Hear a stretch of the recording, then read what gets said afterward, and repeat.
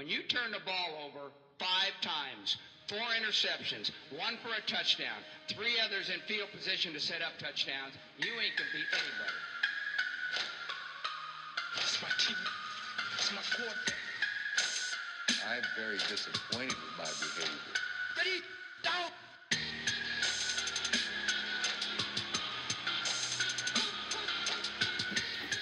You are listening to the Between the Whistles podcast.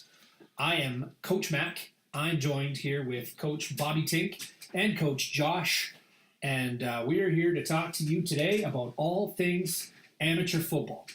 And of course, we are coaches, but we are amateur coaches. So when I say this is an amateur hour, this is literally an amateur hour of both sports and opinions. There's nothing professional about this. Exactly. At all. So we decided that we would touch on a topic today that is near and dear to our hearts, and I hope you heard the sarcasm in my voice. We want to talk about parents. Now, most of us are parents, so obviously I don't want to talk about people's parenting skills. I'm not in a position to do that, but we want to talk about football parents and how they affect our lives and how wonderful they are to have around. Guys, what do you think of football parents? Well, there's a multitude of categories, I guess you can put football parents under. Good, bad, and indifferent, I guess. They help the team out. They serve a purpose besides, getting Johnny to the game or anything like that. Like, they can help us out with coaching. Some of them have a wealth of knowledge that they can bring to the table. Some of them are really good at planning and putting together events for us. And then sometimes the best thing they can do is just kind of stay away. Right? Yeah, I think there are some parents who are very good at staying away, and then there are other parents who are maybe not so good at staying away. Yeah, exactly. Some parents know that they're just parents, and that's where they, that's the lane they ride in, and some parents think they're everybody. And so that's the analogy I think is most relevant. I don't think parents need to stay away, but if they can't stay in their lane, I think parents need to stay away. That's right. Yeah. Like, what needs to be understood is that we're amateur football coaches, like you said. So we're all volunteers, right? Like, never seen a red cent to coach football yet in my life. So you need to remember that when you approach the coaches after a practice, a game, and like you said, stay in your lane when it comes to certain things. But I don't think we had too many issues this year with parents, but in the past I certainly have. Yeah, I haven't had any issues this year with parents. Well, I shouldn't say that. There's a couple parents, but nothing that you're going to lose sleep over. You just set them straight and move on, right? At the end of the day, like Josh says, we're all sitting here volunteering, giving up our time to be with your children, away from our own children. So, sit back and relax. And enjoy the show. Yeah. There was years, like, in coaching football where you'd have, like, the hang-around parents and, like, because in minor football, right, it's like they take their kid to football practice, but they're just hanging around waiting for practice to be over. And then, like, you'd still find it at high school, and you're like, man, can you guys just, like, go away for the next 2 hours? Like, we don't need to see you here. Because then it, like, puts a little bit of, like, there's this little bit of pressure on the coach now who might be coaching that, their child is like, okay, man, can I yell at this kid today? Like, can I light this kid up because his mom's sitting here or not, right? I don't know, right? I don't know. That's usually a challenge accepted sort of opportunity for me. Yeah. Or that. Or it's like, you know what? Your mom wants to hang out here, but today's your day. Well, let's go through some of the other personas. Like, since we're talking about, the YouTube video style here of the top 5 parents that we deal with Yeah, that's right. In a football season. We're talking about the Klingon parents, the parents that don't go away. You got the parent coach. Parent coach, the yeah. one that they either know, they're either a wealth of knowledge when it comes to football, or they are Saturday morning quarterbacks and they're just trying to get involved too much in coaching their kid. What else we got? The my kid does not play enough coach. Yeah, that parent is the parent that has decided where their kid plays, when they play, that parent, right? Yeah. My kid does not play defense, or my kid does not play O-line. Yeah, that's right. That's the one we get a lot. My kid's a D lineman. He should not be playing O-line. Yeah. The I'm just happy to be here parent. You know, they're happy that the kid's involved in something. And You know, then, that's a nice one. yeah. And then there's the parent who like the keyboard warrior, right? Yeah. Right. Never come to your face, tell you anything, but send you the worst emails in the world. You don't see them all season, but you get an email from them every night. Now, are those guys getting information from their kids and like usually the wrong info when they're sort of reacting? I don't even know if it's that half the time. Like sometimes I think it's just like they're feeling out stuff that they hear from other people and they put it together and then they just hit send. Yeah. Like, it's- Or sometimes you get the it's from the kids and it's one-sided story and it's not anything that was actually done or Yeah. whatnot. So it's parents. Parents are just funny, right? I mean, they have the best interests of their child in mind, and they really don't care about you. Yeah. Like, Listen, I have no qualms in saying right now, my kids are too young right now. My daughter has tried soccer and she's not into it yet. She's going to try again this summer. But I don't mind saying that I can already tell with my 5-year-old daughter that I'm going to be that parent. I know I'm going to be overbearing. I know I'm going to be too involved. I know I'm going to be at every practice and game. I'm getting coaching out of the way now because I know when my kid starts to get into competitive sports, both of them, I'm going to probably be that dad. I'm just hoping it's not a sport that I really detest because I really don't want to get into, trying to learn about, synchronized swimming and trying to be someone who can actually That's speak right. on that intelligently. Yeah. Yeah, like I find it now, like my daughter's going to be 7 here in May and she plays hockey, and I find it now, like I'll go watch her practice. It's all they do to practice at Timbits. But there are parents who are like, a little too in love with Timbits hockey and think like, this little scrimmage happening down here is like next level stuff, fired up, screaming, yelling, like these are 6-year-old kids out here. Like, you know. So, I mean, we get those parents. Yeah. Now, luckily for us in the football field, we're on the other side of the field, and we generally don't hear them or see them, but they're there, right? Yeah. It's funny because I've coached hockey before for like a minute, and I got away from it because of the parents. And I was coaching house league, so like the games don't matter. No one's going to the show, and we just roll lines. And I would have parents wait for me at the locker room with a stopwatch saying that their kid missed shifts. Well, they don't realize that I'm literally just rolling lines here, and I'm not keeping track of ice time. Or they would come over and to the bench and would be screaming at me through the glass, and it's like, lady, I'm trying to play a mean nothing game here. Like, I'll see you in the parking lot. We can talk then. Like, 24-hour rule for emails. Like, So I got away from hockey in a hurry, and I love it. It's a Canadian sport, but like you said, with football, we're on our sideline. There's a nice separation. I'm a coordinator. I don't have to worry about those emails That's right. coming That's the to separation me. I care Right? about. Yeah, that's Head right. coach. If you take on a head coaching job, at some point you're the parent whisperer. Yeah. And in some opportunities, I've been okay with that. But right now in my life, I enjoy just being positional guy. I Just get my there. group of dudes. I just deal with these kids, or my group of women. I just deal with these women. But it's- I don't have to deal with anybody outside of that. And that's the nice thing, like when you're the position coach, is you don't deal with any parents, and you're basically just a big kid. Yeah. Right. You're just one of the boys. You're just the bigger boy. Right? I'm excited Or for girl. that. Like been coordinating for the last couple seasons with the full-time gig, and I'm excited to get into the positional coaching again this spring and actually be the big kid again and actually get to have some fun. Right? Miss that. Yeah. No parents coming to yell at me this spring. I don't know. We'll see. Yeah, that's right. I mean, parents are good because parents do a lot of the stuff. Like, okay, some parents are good because some parents do a lot of the stuff that football guys just don't want to do, right? Like, you sign up to do these things, but doing all the paperwork, all the fundraising, and that's like, no football guy really wants to do that. I want all the benefits of it. I'd like to take your money, but right. But in terms of like, man, do I want to send out all these flyers and organize all this stuff? Not a chance, right? Where do I start? Like, I don't even know how to do half that stuff. Like, Well, exactly. I found myself doing. I can't even operate Google Docs, man. Yeah. Well, in the past, like we've had, teams where like the parents don't really do much, and I find myself in the off season washing jerseys and hanging them out in the backyard on the line. So it's nice to actually have a good set of parents now Yeah.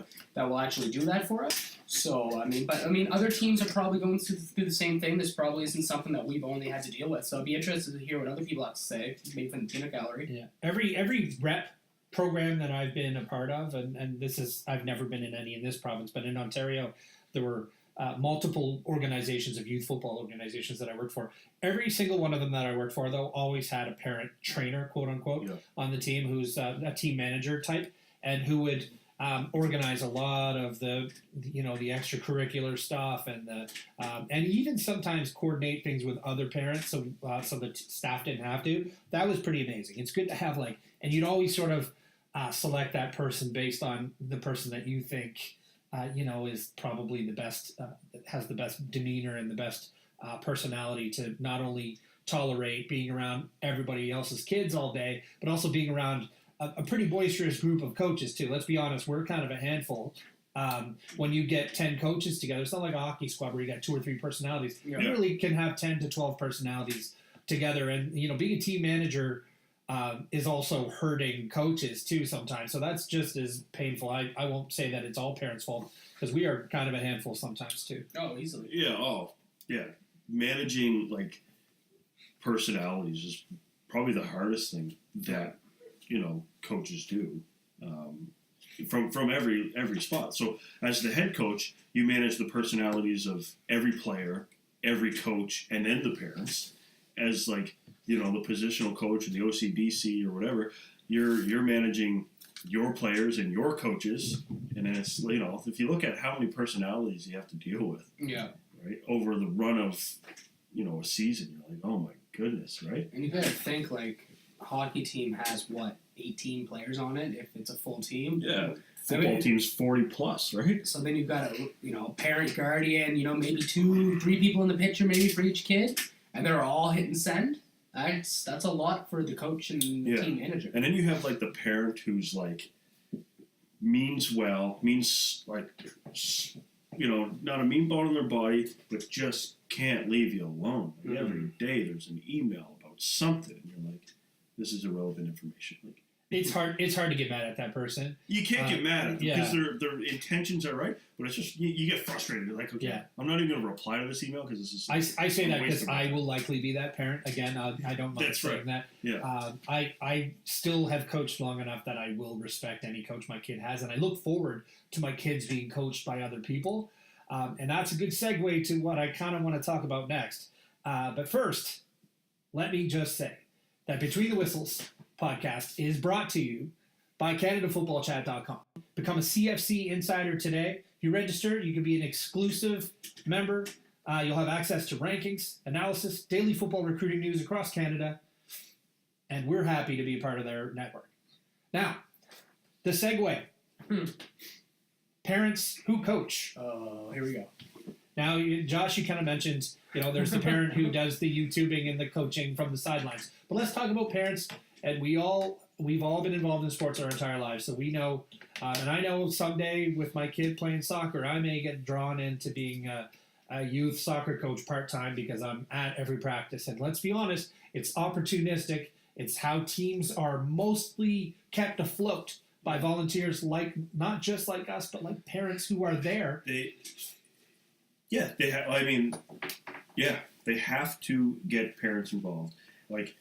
It's very rare to find coaches. Well, first off, the 20 to 30 crowd is coaching, but eventually all that knowledge they've gained, and then they have children, they're going to be coaching. Now, whether they're coaching their kids' team or not, but if you're hanging around long enough, there's not enough coaches in this world. You're going to get dragged into it one way, shape, or form, right? You just pretend you don't know enough about it, and you can't get dragged in. Yeah. I think it's important to, like you alluded to before, hockey, you only have 2 coaches on the bench, maybe 3 if you're lucky. Football, on the offensive line, you got, the coordinator, quarterback coach, wide receiver coach, O-line, receivers. Well, there you go. And then mimic that on the defense, and then maybe if you're lucky, you got a special teams guy. Well, where are you going to find all these coaches, right? In a small city or something. Yeah. Right? Well, that's how minor football is. I've never coached at the minor level, the under 12, 13 guys.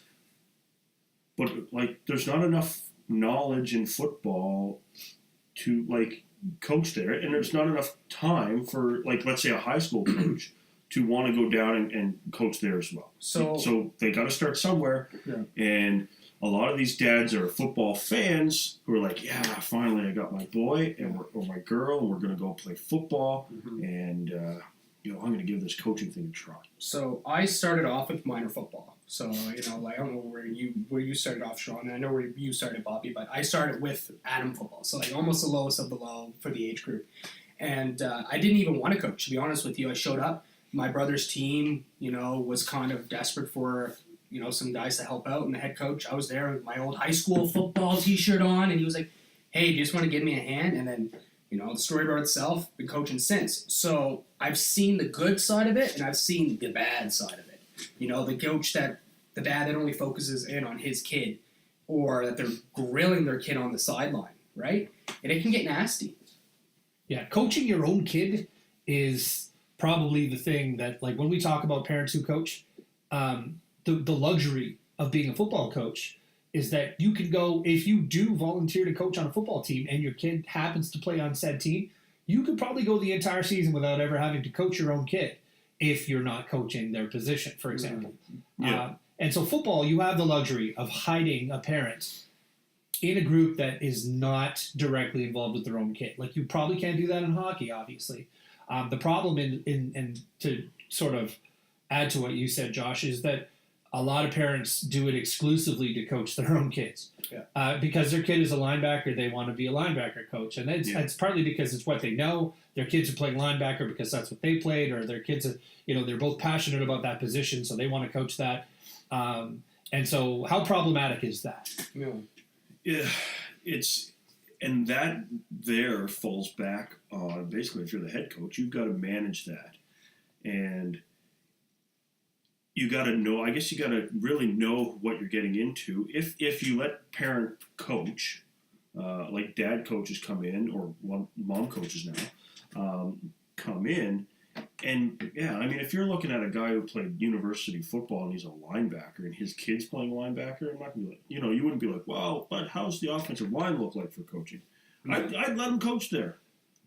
But you got to watch. But you gotta have your eyes on it, right? You got to be cognizant of the idea that, he might give his kid too much attention and not the others, and it might be good or bad. You just don't know until you're kind of in it, right? Yeah. Because let's face it, in a city, you don't know everybody, so you may not have ever heard of dad, and you're gonna have to just roll with it and see how it goes.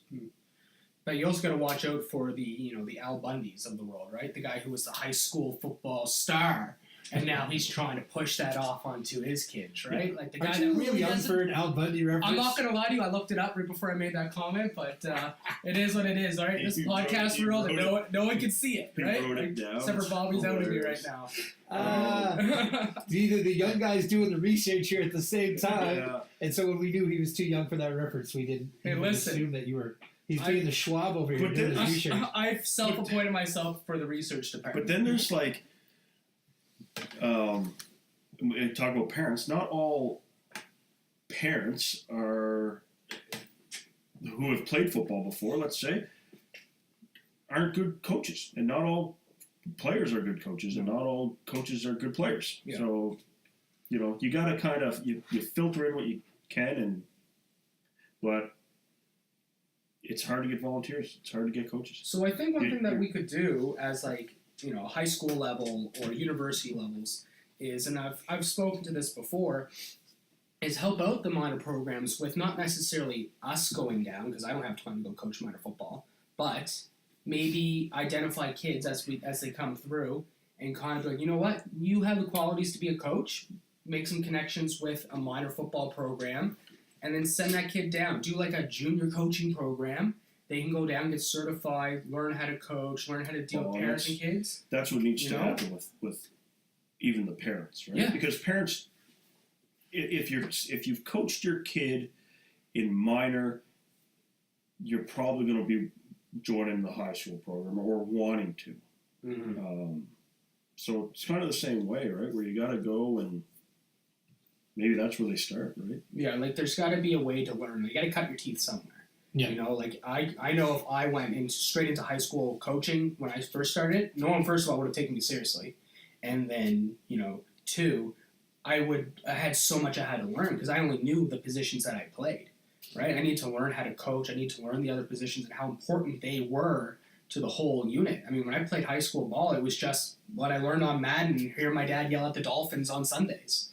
Like, so if you can start at that level and start low, work your way back up, by the time you're prepared to make that step, you're going to be very well set up to coach high school ball. But there are going to be guys who are going to be prepared as soon as they graduate for that authority role to just step into the high school environment. You can usually choose those guys too. Like, I mean, when I go to practice and there's always a kid or two or even a few every year that I'm like, this guy may not play at the next level. But he knows what he's doing and he's a smart guy. And more importantly, he's a leader and he listens, and all of the qualities that you need from some of your best student athletes usually translates into good coaching because they listen well, they understand, and they communicate well. So usually those are the guys you can identify and be like, hey, even if you do play at the next level, you should think of at some point volunteering your time and working with kids. Yeah, like that's how I got my start, basically. When I graduated, they needed a DB coach that September. I dropped my brother off, and they're like, do you want to coach? I'm like, yeah, why not, right? I was more of those who can't teach type of analogy. Like I got to the point where I capped, I tapped the end of my potential, and I knew that there wasn't any real opportunity for me to continue to push for the dream. So that's when you start looking for opportunities to stay closer to the sport. But fortunately for me, it's something that outside of reffing.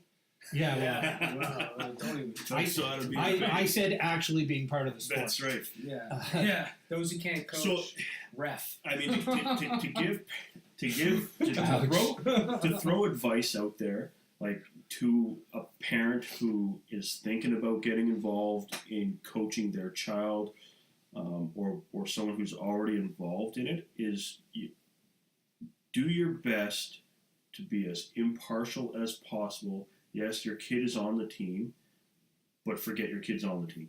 Yeah. Right? If you're coaching a position and it's, you're coaching offensive line, you've got 7 guys there, and your son happens to be one of them, forget that he's your son for a 2-hour practice and into the game. Yeah. Some of the best parents that I have coached with have been ones who I didn't even realize their kids were on the team when I first met them. And Josh mentioned this before this podcast about him and his brother. Like he said that they didn't even know they were brothers until they met at the car at the end of practice. Yeah. And so I don't think that you should ignore your kid. However, the 2 things that I think you shouldn't do all come down to the same thing. You shouldn't treat your kid any differently as a coach. Just like you don't treat all of the kids you coach any differently, or you shouldn't do that with your own kid, whether it's ignore them more than the other kids or pay them more attention than the other kids. I think just being an impartial, as you said, coach and just someone who's there to help is, and football, again, is a sport where you can benefit from learning from other coaches. Because there's so many coaches. If you want to coach a position, you can look up drills on YouTube, but you can learn from other coaches as you go along. So apprenticeships in coaching are a lot more common in football than they are in like soccer per se. Because I've seen soccer teams that are coached by one person, and if that person happens to be a guy who's never played soccer, doesn't know soccer, it's going to take him an awful lot of YouTubing before he's ready to be a real soccer coach. Yeah, and if you're at any level of soccer where the kids have been playing that sport long enough, they're going to know more than the coach. So you don't want to look silly. Like if you're showing up as coach dad and you have aspirations, maybe do a little bit of research before, like, and say, I'm interested in coaching. I don't know a whole lot, but I've done a little bit of research on position A, B, or C, or whatever, right? And I might be able to help out. Yeah. Or I have some other skill set that I might be able to help out with. Maybe I don't know. Maybe you were a wrestler in school and now you want to help coach football. Well, there's some things that can translate from wrestling to football, right? There's always transferable skills. Right. stay, so stay impartial. Make sure you're working for everybody, not just your son or daughter. So the message is, please volunteer. It's what keeps organizations afloat. But please stay in your lane and understand your role as a coach, as a parent, as a person involved in a football program. Yeah. And just on that note, away from the parent coaching, parents in general, don't be that parent that is constantly giving the coach, the gears and just because that coach has basically all the power to make your kid not play. Yeah. Because of your actions. Or suffer Right. in other ways, shape, or form. Like don't make the coach's job any harder because your kid's the one that's going to end up suffering in the end here. And I think it's important too is to kind of feed on that. The first time I meet you shouldn't be because you're chewing me out. You should come up and be like, yeah, that was a good game, or like, I like what you guys are doing. So don't just like the first time I ever meet you, you're yelling at me from across the field because I ran the ball on third down. Yeah. Like, I'm gonna yell at myself. And get involved. Like don't be afraid to get involved, but stay in your lane. Stay in your lane. That's the message we're going to pass along. Stay in your lane. Stay in your lane. The ceiling is the roof. That's right. Michael Jordan. Michael Jordan reference. Young enough to know that one. Yeah, just barely. Though. So listen, if you like the Between the Whistles podcast, please find us and sign up and listen to future podcasts on any app or website where podcasts can be found. More importantly, you can find us on CanadaFootballChat.com. And if you want to engage with us, I encourage you to please go to BetweenTheWhistles.ca or find any of our social media accounts, Between the Whistles on Facebook, Twitter, Instagram. Please reach out to us, Peanut Gallery. We love to chat with you. Coaches, if you want to chat with us about football, anything else football related, specifically amateur football, please reach out to us. And as always, stay in your lane.